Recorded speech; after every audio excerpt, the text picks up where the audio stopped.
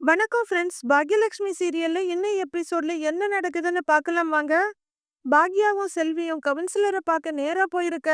அவன் வெளியவே இந்த ஜென்மத்துக்கு வரமாட்டான் அப்படின்னு ஓவரா துள்ளிக்கிட்டு இருக்காரு கவுன்சிலர்.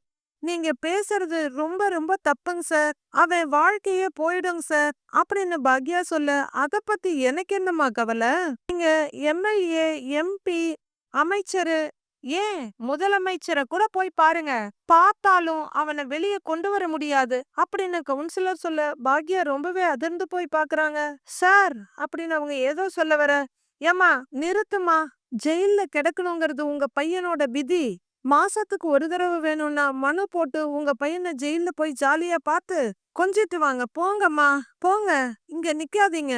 உங்களை பார்க்க பார்க்க எனக்கு அப்படியே கோவம் ஏறுது அப்படின்னு கவுன்சிலர் முகத்தை திருப்பிக்க, போங்கம்மா அவரு சொல்றாருல்ல போங்க அப்படின்னு அவங்க ஒய்ஃபும் சொல்ல, பாக்யாவும் செல்வியும் வேற வழி இல்லாம வெளியே திரும்புறாங்க. அப்ப ஒரு ஆள் உள்ளர வந்து பின்னாடி கைய கட்டிட்டு நிக்க, வாயா பெருமாளு அப்படின்னு கவுன்சிலர் சொல்ல, நான் வர்றதெல்லாம் இருக்கட்டும், உங்க மேல நிறைய கம்ப்ளைண்ட் வந்துகிட்டு இருக்கு, என்ன நினைச்சிட்டு இருக்கீங்க உங்க மனசுல அப்படின்னு அவரு சொல்ல, என்ன நினைக்க சொல்ற? நான் அப்படிதான் பண்ணுவேன், உன்னால ஆனத பாத்துக்க, உன்னால என்ன ஒன்னும் பண்ண முடியாது, நீ யார்கிட்ட வேணா போ அப்படின்னு கவுன்சிலர் சொல்லிட்டு இருக்க. அப்படிங்கிறீங்களான்னு வந்த பெருமாள் கேட்க, நீ யார்கிட்ட வேணா சொல்லிக்கோ அப்படின்னு தென்னாவட்டா கவுன்சிலர் சொல்றதும், சொல்றேன் சொல்றேன், எங்க சொல்லணுமோ அங்க சொல்றேன் அப்படின்னு பெருமாள் சொல்றதும் வெளியே வந்துகிட்டு இருக்க பாக்யா செல்வி காதுல நல்லா விழுது.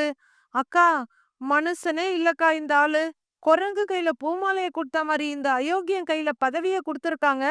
ஹா, ஏங்கா அடுத்து என்னக்கா பண்றது அப்படின்னு செல்வி கேட்க, தெரியல செல்வி, ஆனா ஏதாவது பண்ணி செழியனை வெளியே கொண்டு வரணும், செழிய இல்லாம நான் வீட்டுக்கு திரும்பி போக மாட்டேன் அப்படின்னு பாக்யா சொல்ல, அந்த ஆள் என்னக்கா வெறி புடிச்ச மாதிரி பேசிட்டு இருக்கிறான், எதையாவது பண்ணி இந்த ஆள் குட்டைய குழப்பி விட்டுற போறான்க்கா அப்படின்னு செல்வி சொல்ல, அந்த ஆள் என்ன பண்ணினாலும் பரவாயில்ல, எல்லாத்தையும் தாண்டி நான் செழியனை வெளியே கொண்டு வருவேன் அப்படின்னு பாக்யா பேசிட்டு இருக்க. உள்ளர இருந்து, சும்மா பேசிட்டு இருக்காதயா, கிளம்பு, முதல்ல இடத்த காலி பண்ணுன்னு கவுன்சிலர் சவுண்ட் கேக்குது. இந்த பெருமாள் கை சட்டைய மடக்கி விட்டுக்கிட்டு, யாருகிட்ட காட்டுறேன் நான் யாருன்னு, பதவி கைக்கு வந்ததும் ரொம்ப தான் ஆடுறியா நீ அப்படின்னு அவரு வெளியே வந்து நின்னு கத்திட்டு இருக்க.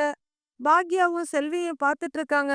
ஆமா அப்படிதான் வச்சுக்க அப்படின்னு கவுன்சிலர் உள்ள இருந்து கத்த, அமைச்சர் வரட்டும், அவங்க வந்த உடனே அவங்க கிட்ட நான் பேசுறேன், உண்மை எல்லாத்தையும் சொல்றேன், உன் வண்டவாளத்தை தண்டவாளத்துல ஏத்தி உன்னை கட்சி பதவியில இருந்தே தூக்குறேன்டா, அப்ப நான் யாருன்னு பாப்படான்னு சொடக்கு போட்டு சொல்றாரு பெருமாள். முடிஞ்சா ஆனத பாரியா, கிளம்பு கிளம்பு அப்படின்னு கவுன்சிலர் உள்ள இருந்து கத்திட்டு இருக்க. இப்ப நான் கிளம்புறேன்டா, அப்புறம் நான் யாருன்னு உனக்கு காட்டுறேன்டா, வரேன்னு பெருமாள் வேகமா போக, பாக்யா போற பெருமாளையே பார்த்துட்டு இருக்காங்க. அக்கா, ஊரு ஊரா எதிரிய சம்பாரிச்சு வச்சிருப்பான் போல அப்படின்னு செல்வி சொல்ல, சரி வா போலாங்கிறாங்க பாக்யா. ஜெனி குழந்தைய கையில வச்சுட்டு சோஃபால உட்கார்ந்துருக்க. இன்னொரு பக்கம் உட்கார்ந்துருக்க அவங்க அப்பா. ஜெனி, இன்னும் எவ்வளவு நேரம் தான் இப்படியே கவலையோட உட்கார்ந்துருக்க போற? நான் தான் நேத்தே சொன்னேன்ல, செழியனை எப்படியாவது வெளியே கொண்டு வர்றதுக்கு நான் வழியை தேடுறேன், நான் பாத்துக்கிறேம்மாங்கிறாரு அவங்க அப்பா. இததான் டாடி நேத்தும் சொன்னீங்க, ஒரு நைட்டு ஃபுல்லா செழியன் போலீஸ் ஸ்டேஷன்ல இருந்துட்டான் அப்படின்னு ஜெனி சொல்ல, என்னம்மா செய்ய சொல்ற? நானும் என்னால முடிஞ்ச எல்லாத்தையும் ட்ரை பண்ணிட்டு தானே இருக்கேன் அப்படின்னு அவங்க அப்பா சொல்லிட்டு இருக்க. டோர் பெல் ரிங் ஆகுது. அவரு போய் கதவை திறக்க, பாக்யாவும் செல்வியும் நின்னுட்டு இருக்காங்க. அவங்கள ஒரு பார்வை, உள்ள இருக்க ஜெனிய ஒரு பார்வை பார்த்துட்டு உள்ளர வாங்கங்கிறாரு அவரு. பாக்யா உள்ளர வந்து ஜெனி பக்கத்துல உட்கார, செல்வி அங்க நிக்கிறாங்க. ஜெனி அவங்கள திரும்பி கூட பார்க்கல. ஜெனி ஜெனின்னு 2 தடவை கூப்பிட, என்கிட்ட பேசாதீங்க ஆன்ட்டி அப்படின்னு கத்த, நடந்த எந்த விஷயத்துக்கும் நான் காரணம் இல்ல ஜெனி, சண்டை போட சொல்லி செழியனை நான் தூண்டி விடவும் இல்ல, செழியனை போலீஸ் புடிச்சிட்டு போனது எனக்கும் கவலையா தான் இருக்கு, நானுமே என்ன செய்யறது, எப்படி அவனை வெளியே கொண்டு வர்றதுன்னு சுத்திக்கிட்டே தான் இருக்கேன் அப்படின்னு பாக்யா சொல்ல, போதும் ஆன்ட்டி, நீங்க பேசுனதெல்லாம் போதும், நான் கேட்டதும் போதும், நீங்க இப்பெல்லாம் முன்னாடி மாதிரி இல்ல ஆன்ட்டி, ரொம்ப மாறிட்டீங்க, வீட்ல இருக்கவங்க நல்லதுக்கு சொன்னா கூட நீங்க அதை கேட்க மாட்டேங்கிறீங்க, எல்லாருமே உங்களுக்கு எதிரா நிக்கிறதா நினைச்சுக்கிட்டு உங்களுக்கு தோன்றத மட்டும்தான் பண்றீங்க நீங்க அப்படின்னு ஜெனி சொல்ல, அப்படிலாம் இல்ல ஜெனிங்கிறாங்க பாக்யா. அப்படிதானே பண்றீங்க ஆன்ட்டி நீங்க, நீங்க யார பத்தியும் கவலைப்படவே மாட்டேங்கிறீங்க, இதுவரைக்கும் எல்லா இடத்துலயும் உங்க கூடவே தானே ஆன்ட்டி நான் நின்றுக்கேன், உங்களுக்கு சப்போர்ட் தானே பண்றேன், எனக்கே இப்பெல்லாம் நீங்க பண்றது பிடிக்கவே இல்ல ஆன்ட்டி, அப்படின்னு ஜெனி சொல்ல அவங்க அப்பா முறைச்சுக்கிட்டே உட்கார்ந்துருக்காரு. சில விஷயங்கள் கைமீறி போயிடுச்சுதான்னு பாக்யா சொல்ல, அதெல்லாம் இல்லங்க. நீங்க இன்னும் கொஞ்சம் பொறுமையா இருந்திருக்கலாம். இன்னும் கொஞ்சம் பணத்த கிணத்த சேர்த்துக்கிட்டு வேற நல்ல இடத்துல பிசினஸ் ஏதாவது ஆரம்பிச்சு செஞ்சிருக்கலாம். அத விட்டுட்டு தேவையில்லாம போய் பிரச்சனை பண்ணியிருக்கீங்க. அது மட்டும் இல்ல, ஏற்கனவே உங்களுக்கும் அந்த கவுன்சிலருக்கும் ஏதோ பிரச்சனையாமே? அப்படியான்னு ஜெனியோட அப்பா கேக்குறாரு. ஆ அப்படின்னு பாக்யா தலையாட்ட, அது சரி. அப்ப நீங்க இன்னும் கொஞ்சம் அலர்ட்டால இருந்திருக்கணும். இல்ல அந்த இடத்த விட்டு எப்பவோ காலி பண்ணிட்டு வெளியே போயிருக்கணும். இல்ல செலியன் கிட்டயாவது இப்படி ஒரு பிரச்சனை இருக்குன்னு சொல்லி அவர அலர்ட் பண்ணியிருக்கணும். ஆனா இப்படி எதையுமே செய்யாம இப்ப பிரச்சனைய எங்க கொண்டு வந்து நிறுத்தியிருக்கீங்கன்னு தெரியுதா? அதுவும் நீங்க மோதி இருக்கிறது சாதாரண ஆள் கூடயா? அந்த ஆள் பக்கா அரசியல்வாதி. நானும் இந்த விஷயத்துல செலியனை எப்படியாவது வெளியே கொண்டு வந்துடலான்னு யார் யாரையோ போய் பாக்குறேன். கால்ல விழாத குறையா கெஞ்சுறேன். ஆனா எதுவுமே நடக்க மாட்டேங்குது நமக்கு சாதகமா. எப்படி நடக்கும்? அது ஒரு பக்கம்னா, இதோ இவ இன்னொரு பக்கம். இவள கொஞ்சம் பாருங்க. இவ கடைசியா நிம்மதியா இருந்து நான் எப்ப பார்த்தேன்னு எனக்கே ஞாபகம் இல்லையே. யாழினி பொறக்கறதுக்கு முன்னாடி ஆரம்பிச்ச பிரச்சனை இன்னும் அப்படியே போய்கிட்டு இருக்கு. இல்ல தெரியாம தான் கேக்குறேன். எங்களுக்கு இருக்கிறது ஒரே பொண்ணு. நானும் மரியமும் இவ கடைசி வரலும் கஷ்டப்படுறத நாங்களும் எங்க கடைசி வரலும் பார்த்துக்கிட்டே தான் இருக்கணும்னு நினைக்கிறீங்களா? அப்படின்னு அவரு ரொம்பவே கோவமா பொரிஞ்சு தள்ளிக்கிட்டு இருக்க. இப்ப கூட அக்கா என்ன சொல்ல வருதுன்னா அப்படின்னு செல்வி ஏதோ சொல்ல ஆரம்பிக்க, நீ ஒன்னும் பேசாதன்ற மாதிரி கண்ணாலையும் ஜாட காட்டுறாங்க பாக்யா. செல்வி அப்படியே வாயை மூடிக்கிறாங்க. ஜெனி வாழ்க்கை நல்லா இருக்கணும்னு தான் நான் ஆசைப்படுறேன். நல்லா தான் இருக்கும். என் பையன் என்ன புரிஞ்சுக்காம இருந்த காலகட்டத்துல கூட என் பக்கம் நிக்கதானே செஞ்ச. அத நான் என்னைக்குமே மறக்க மாட்டேன் ஜெனி. இன்னைக்கு நீ வருத்தப்பட்டு நிக்கிறதுக்கு நான் காரணமாயிட்டேன். என்ன மன்னிச்சிடு. எப்படியாவது செடியனை நான் வெளியே கொண்டு வந்துடுவேன். இன்னைக்கு நைட்டுக்குள்ள செழிய வீட்டுக்கு வருவா அப்படின்னு பாக்யா சொல்ல ஜெனி எந்த ரியாக்ஷனும் காட்டாம தலையை குனிஞ்சு உட்கார்ந்துருக்காங்க. அவங்க அப்பா ஒரு நம்பாத பார்வை பாக்குறாரு. குழந்தைய ஒரு தடவை தொட்டுட்டு செழிய வீட்டுக்கு வந்துருவான் ஜெனி. நான் வர்றேன் ஜெனி அப்படிங்கிற பாக்யா வர்றேன்னு அவங்க அப்பாவுக்கு கையை கூப்புறாங்க. அவங்க 2 பேருமே எதுவும் பேச ரெடியா இல்ல. பாக்யா கிளம்ப வர்றேன் ஜெனி அப்படின்னு செல்வியும் கிளம்புறாங்க. பாக்யா ஒரு கோவிலுக்கு முன்னாடி நின்னுட்டு இருக்க. செல்வி வாட்டர் பாட்டில் கொண்டு வந்து குடுக்க அத குடிக்கிறாங்க. அடுத்து செல்வியும் தண்ணி குடிச்சிட்டு அடுத்து என்னக்கா பண்ணலான்னு இருக்கங்கறாங்க. செழியன் தம்பி வர்ற வரையில நீ உன் வீட்டுக்கு போமாட்டேன்னு சொல்லிட்ட. பேசாம என் கூட வந்து வீட்ல இருக்கியா அப்படின்னு செல்வி கேக்க, இல்ல செல்வி நான் வரல. நீ போறதுன்னா போன்னு பாக்யா சொல்ல, உன்னை விட்டுட்டு எப்படிக்கா போவேன்? நான் போய் என்ன பண்ண போறேன் அப்படின்னு செல்வி கேட்டுக்கிட்டு அங்க சுத்தி பாக்குறாங்க. அங்கங்க நிறைய போஸ்டர் ஒட்டி இருக்கு. அதுல எல்லாம் கவுன்சிலர் இருக்காரு. வாழ்த்த வயதில்லை வணங்குகிறோம்னு ஒரு போஸ்டர்ல கவுன்சிலர் கையெடுத்து கும்பிட்டுட்டு இருக்க மாதிரி இருக்கு. அக்கா அங்க பாருக்கா, எங்க பார்த்தாலும் அவன் முகரக்கட்டையா தான் இருக்கு அப்படின்னு செல்வி சொல்ல பாக்யாவா அந்த போஸ்டர் எல்லாம் பாக்குறாங்க. அதுல இருக்க இன்னொரு பெரிய ஒரு முகத்தையும் இந்த பக்கத்துல சின்னதா இருக்க கவுன்சிலரோட படத்தையும் பாக்யா பாக்குறாங்க. இவன் முகத்தை எதையாவது எடுத்து அடிச்சிரட்டாக்கா அப்படியே இவன அப்படின்னு செல்வி கீழே குனிஞ்சு ஒரு கல்லை எடுத்துக்கிட்டு வீச போக, ஏய் ஏய் ஏய் அப்படின்னு பாக்யா தடுக்க, அப்படியே போட்டுறட்டா அப்படின்னு செல்வி ஆத்திரமா கேக்குறாங்க. கீழே போடு, போடு கீழே அப்படின்னு பாக்யா சொல்ல, அந்த போஸ்டரை போய் அப்படியே கிழிச்சிட்டு வந்துடுற அப்படின்னு செல்வி 2 எட்டு வேகமா முன்னாடி போக, ஏய் நில்லு அப்படின்னு தடுக்கிற பாக்யா மறுபடியும் போஸ்டரை பாக்குறாங்க. இவனுக்கு மேல்மட்டம் வரையில நல்ல செல்வாக்கு இருக்கு போலக்கா, அதான் இந்த ஆட்டம் ஆடுறான் அப்படின்னு செல்வி சொல்லிட்டு இருக்க. அமைச்சர் வேற இல்ல, அவங்க இருந்திருந்தா ஏதாவது பண்ணி இருக்கலாம் அப்படின்னு பாக்யா சொல்லிட்டு இருக்க. அவங்கள ஒரு கார் கிராஸ் பண்ணுது. வண்டியை நிறுத்து, கொஞ்சம் பின்னாடி வா. அதுல இருந்து ஒருத்தர் சொல்ல, வண்டி கொஞ்சம் ரிவர்ஸ் வருது. அதுல இருந்து 2 பேர் இறங்குறாங்க. அந்த போஸ்டர்ஸ பாக்குறாங்க. இன்னொருத்தர் இன்னொரு பக்கம் இருந்து இறங்கி வர்றாரு. அண்ணே பாத்தீங்களா, இதெல்லாம் ரொம்ப அநியாயம் அண்ணே, ரொம்ப ஓவரா போறான்னு அப்படின்னு ஒருத்தர் சொல்லிக்கிட்டு இருக்க. பாக்யா ஏய்ன்னு ஏதோ பரபரப்பா பாத்துட்டு இருக்காங்க. ஏய் என்னையா இது, என்னையா இது, இந்த மாதிரி போஸ்டர் அடிச்சு ஒட்டி அமைச்சரை ஏமாத்த பாக்குறானா அப்படின்னு அவரு சொல்ல, ஆமாண்ணேங்கிறாரு இன்னொருத்தரு. இப்படிலாம் பண்ணா அமைச்சர் ஏமாந்துருவாரா அப்படின்னு அவர் கேட்க, அப்படி தெரியலண்ணே அப்படிங்கிறாரு இன்னொருத்தரு. இவன் பண்ற அநியாயம் அக்கிரமத்துக்கு அவன் அரசியல் வாழ்க்கையை இன்னையோட முடிச்சு வைக்கிறேன்டா, முடிச்சு வைக்கிறேன் வாங்க போலாம் அப்படின்னு அவர் கார்ல ஏற இன்னும் 2 பேரு ஏறிக்கிறாங்க. பாக்யா பரபரப்பும் திகைப்புமா அவங்களையே பாத்துட்டு இருக்க. அக்கா இந்த ஆள் தான் கவுன்சிலர் வீட்ல வந்து சத்தம் போட்டது அப்படின்னு செல்வி சொல்ல, உடனே அவங்க தோல புடிச்சு வண்டிய எடுங்கறாங்க பாக்யா. வண்டிய எடு அப்படின்னு பாக்யா கத்த, என்ன செய்ய போற? சரி இந்தா அப்படின்னு வாட்டர் பாட்டில பாக்யா கையில குடுத்துட்டு, செல்வி வண்டி எடுக்க போறாங்க. கார்ல போறாங்கல்ல, அவங்கள ஃபாலோ பண்ணு அப்படின்னு பாக்யா சொல்ல, அவர்கிட்ட பேசி நீ என்ன பண்ண போற? அப்படின்னு செல்வி கேட்க, அவருக்கும் அந்த கவுன்சிலருக்கும் ஏதோ பிரச்சனை போல இருக்கு. அவரு கவுன்சிலர் மேல கோவமா இருக்காரு. அவர்கிட்ட பேசினா ஏதாவது உதவி கிடைக்கும்னு எனக்கு தோணுது அப்படின்னு பாக்யா சொல்ல, ஐயோ அக்கா, தெரிஞ்சவங்களே உதவி பண்ண மாட்டேங்கிறாங்க, தெரியாதவங்க என்னத்துக்கு உதவி பண்ண போறாங்கன்னு செல்வி கேட்க, ஐயோ அதெல்லாம் தெரியல செல்வி, போய் பார்க்கலான்னு ஏறி உட்கார்றாங்க பாக்யா. போயிட்டு இருக்க அந்த கார செல்வி ரொம்பவே அழகா ஃபாலோ பண்றாங்க. அவங்க ஒரு இடத்துல நிறுத்த வண்டியை நிறுத்துங்கிறாங்க பாக்யா. அது அமைச்சர் வீடு போல இருக்கு. வண்டியில இருந்து இறங்கின பெருமாளை பார்த்து அங்க நிக்கிற ஒருத்தர் வணக்கம்னு சொல்ல, சரிப்பா வண்டியை ஓரமா நிறுத்து அப்படின்னு சொல்லிக்கிட்டு அந்த வாங்கண்ணேங்கிறவர்கிட்ட வணக்கம்னு வந்து நிக்கிறாரு பெருமாள். மினிஸ்டர் வந்துட்டாரான்னு கேட்க, அப்படிங்கிறாரு. வாங்க உள்ளார போலான்னு கூட்டிட்டு போறாரு. கார்ல இருந்து இன்னொருத்தரும் கூட இறங்கி போறாரு.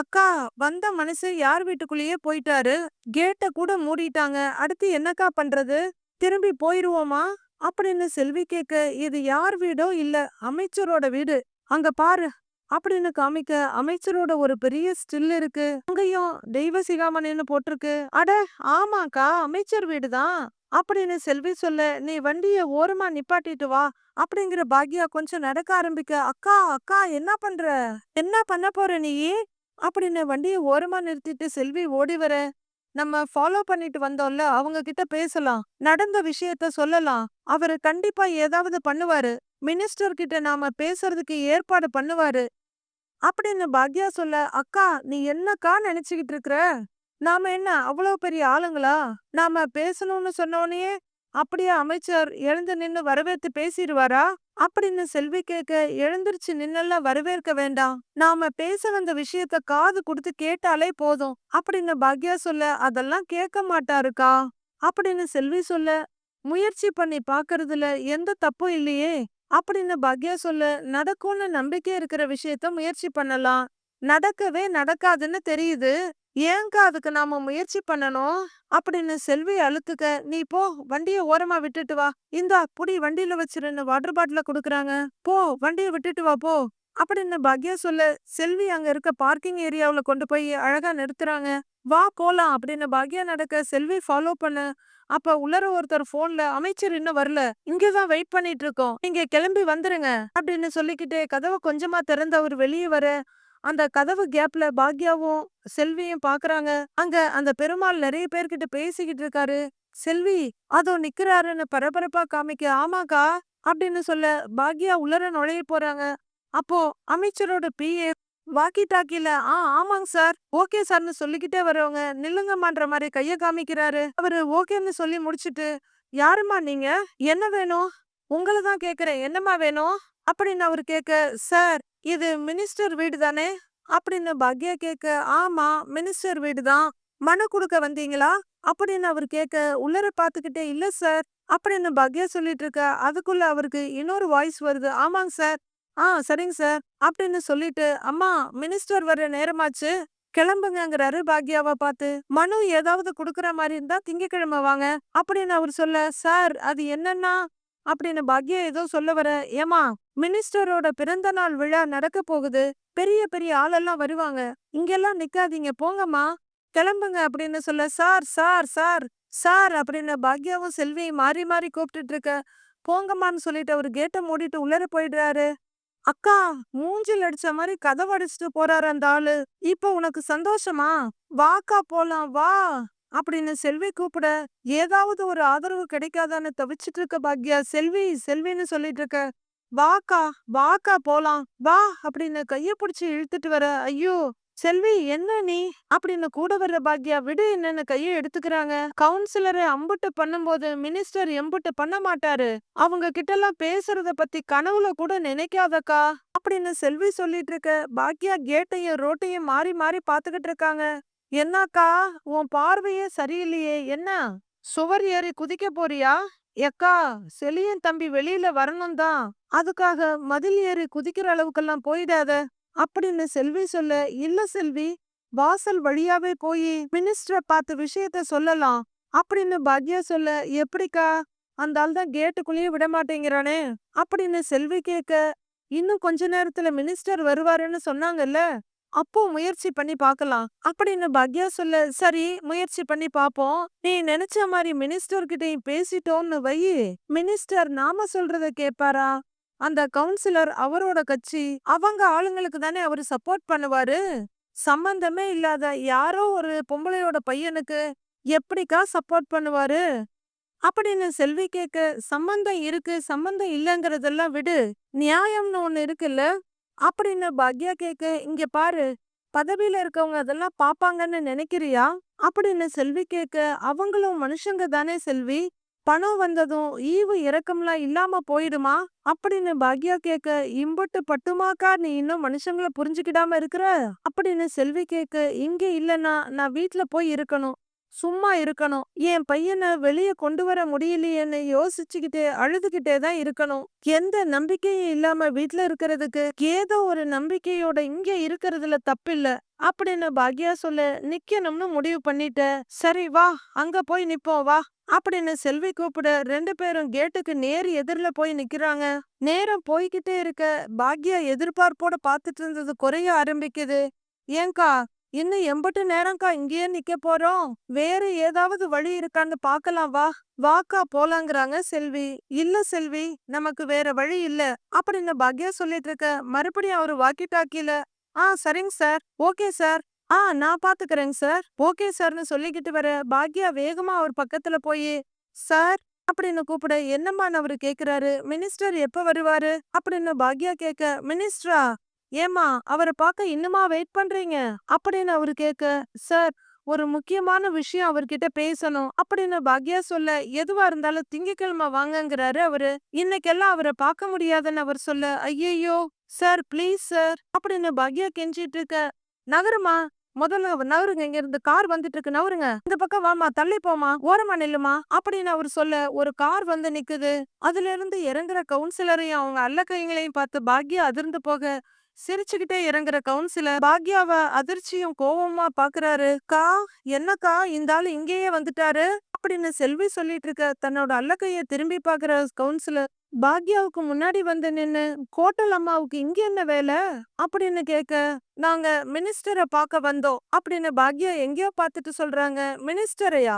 எதுக்குன்னு அவரு கேட்க, அத உங்ககிட்ட சொல்லணுங்கிற அவசியம் இல்ல அப்படின்னு பாக்யா சொல்ல, என்ன திமிரா அப்படின்னு கவுன்சிலர் கேட்க, திமிர் இல்ல, உங்ககிட்ட பேச்சுவார்த்தை வச்சுக்க எனக்கு பிடிக்கல, தப்பு உங்க மேல இருந்தும் நான் உங்ககிட்ட வந்து பேசினேன், என் மகன் மேல கொடுத்திருக்க கம்ப்ளைண்ட வாபஸ் வாங்குங்கன்னு உங்ககிட்ட வந்து கெஞ்சினேன், ஆனா உங்க மனசு இறங்கல இல்ல, இனிமே உங்ககிட்ட பேசுறதுக்கு ஒண்ணுமே இல்ல அப்படின்னு பாக்யா சொல்ல, ஓ அதனாலதான் மினிஸ்டரை பார்த்து பேச வந்தீங்களா அப்படின்னு கவுன்சிலர் கேட்க, ஆமான்னு கத்துறாங்க பாக்யா. மினிஸ்டரை பார்த்து பேசினா உங்க மகன் வெளியே வந்துருவானா?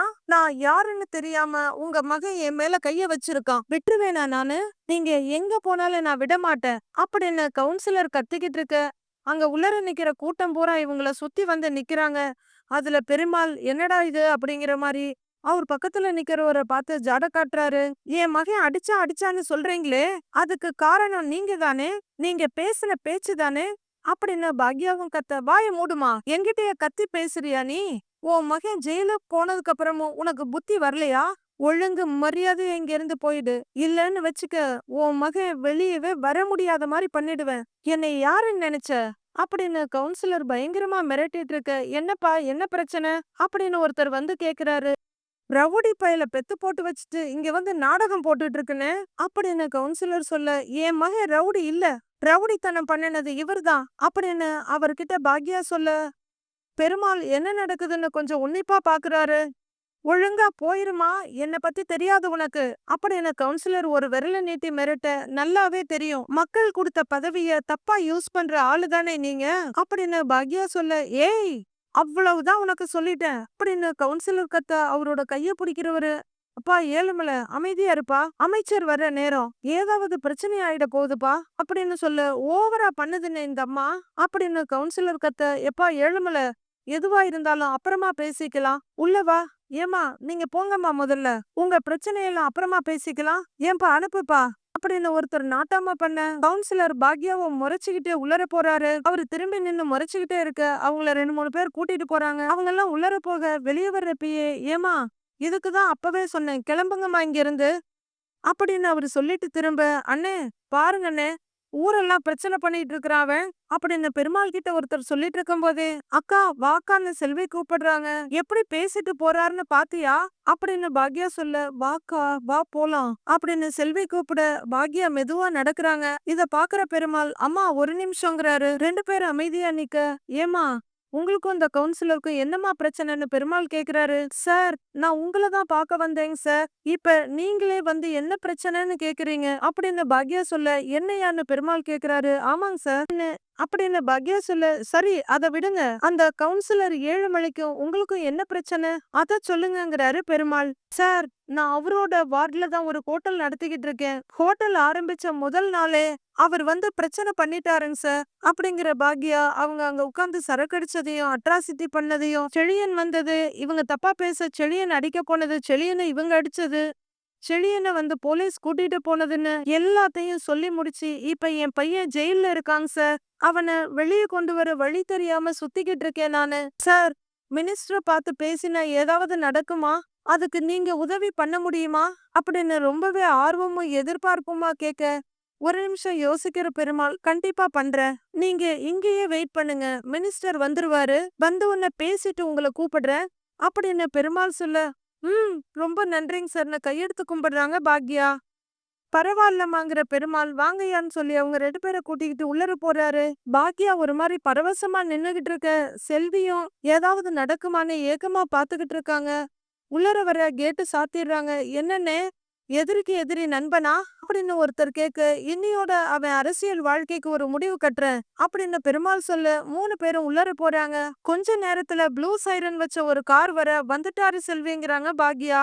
கேட்டு திறக்கிறாங்க. வாழ்க அமைச்சர் அமைச்சர் வாழ்க அமைச்சர் வாழ்க வாழ்க அமைச்சர் வாழ்க அமைச்சர் வாழ்க அமைச்சர் வாழ்கன்னு உள்ளர கோஷம் போட்டுட்டு இருக்க அமைச்சர் கீழே இறங்குறாரு. நிறைய பேர் போட்டோ எடுக்கிறாங்க. எல்லாரும் வணக்கம் சொல்றாங்க. பிறந்த நாள் வாழ்த்துக்கள் தலைவரே அப்படின்னு பெருமாள் வாழ்த்த நன்றிப்பா அப்படின்னு பேசிக்கிட்டு இருக்காரு அவரு. நீங்க நீண்ட நாள் நல்ல ஆரோக்கியத்தோடு இருக்கணும் அப்படிங்கிற பெருமாள் ஏய் சால்வைய கொடு இந்தாங்கன்னு அப்படின்னு ஆளா போத்தி விட நல்லது நல்லது அப்படின்னு சொல்லிட்டு இருக்க கவுன்சிலர் அவர் கால்ல விழறாரு. பிறந்த நாள் வாழ்த்துக்கள் தலைவரே அப்படின்னு அதவடி குனிஞ்சு அவரு வணக்கம் போட அவருக்கும் ஒரு வணக்கம் போடுறாரு அமைச்சர். இதெல்லாம் கேட்டு திறந்திருந்ததுனால வெளியே இருந்து பாக்யாவும் செல்வியும் பாத்துக்கிட்டு இருக்காங்க. கேட்டை சாத்திக்கிட்டு இருக்க அக்கா அமைச்சர் உள்ளர போறாரு நாமளும் போலாமான்னு செல்வி கேக்குறாங்க.